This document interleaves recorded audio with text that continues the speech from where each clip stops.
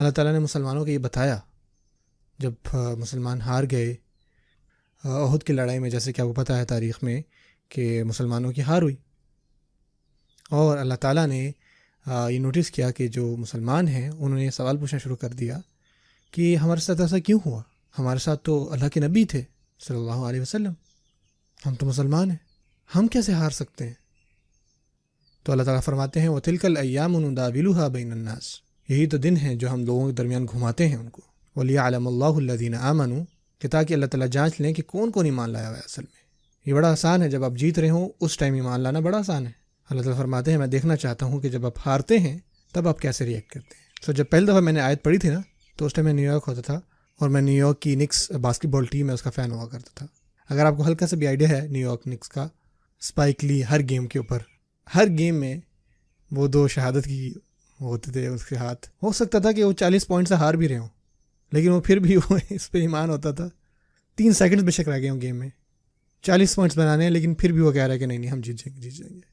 یہ اس کا ایک فیتھ تھا آپ کہہ سکتے، اور اب وہ تو اسی وجہ سے اس کو کہتے تھے یہ ٹرو بلیور ہے۔ بات میں کہنا یہ چاہ رہا تھا، جب ہم پر مشکلات آتی ہیں تو یہی اصل وقت ہے جب اللہ تعالیٰ یہ دیکھنا چاہتے ہیں کہ اب بھی ہم میں ایمان ہے یا نہیں۔ یہ وہ وقت ہے جب واقعی میں ایمان جو ہے نا اس کا امتحان لیا جاتا ہے، نہ صرف امتحان بلکہ اس کی جانچ پڑتال کی جاتی ہے کہ ابھی بھی آپ مطمئن ہیں، ابھی بھی ایمان ہے آپ کے دل میں۔ اللہ تعالیٰ فرماتے ہیں کہ میں جانچوں گا کون کون ایمان لایا ہوا ہے، میں دیکھنا چاہتا ہوں کہ جب اصل معاملہ آتا ہے تو کیا ہوتا ہے، میں آزماؤں گا ہر ایک کو۔ ایک اور جگہ اللہ تعالیٰ فرماتے ہیں کہ ما كان اللہ لیذر المؤمنین علی ما انتم علیہ حتی یمیز الخبیث من الطیب، اللہ تعالیٰ آپ کو نہیں چھوڑیں گے جب تک آپ کمفرٹیبل ہیں نا، اللہ تعالیٰ ایسا نہیں رکھیں گے، اللہ تعالیٰ آپ کو ایک ٹف ٹائم دیں گے جب تک وہ خبیث کو طیب سے جدا نہ کر دے۔ وما كان اللہ لیطلعکم علی الغیب، اور اللہ تعالیٰ آپ کو غیب کی باتیں نہیں بتائیں گے، بیہائنڈ دا سینس کیا ہو رہا ہے۔ یہ اللہ خود کا قرآن کی آیت ہے۔ یہ ہے اصل میں عاجزی اور عاجز پن جو کہ ایک انسان میں آ جائے تو کیا بات ہے، سبحان اللہ۔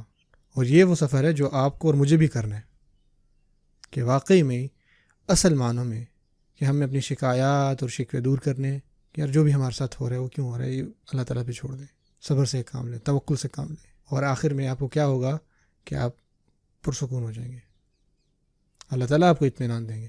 اللہ تعالیٰ، میری دعا ہے کہ اللہ تعالیٰ ہمیں ان لوگوں میں سے بنائے جو اس کی قدر پر مطمئن ہوتے ہیں۔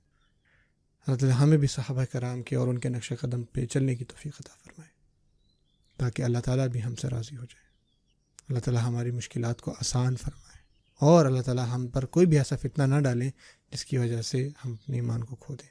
آمین۔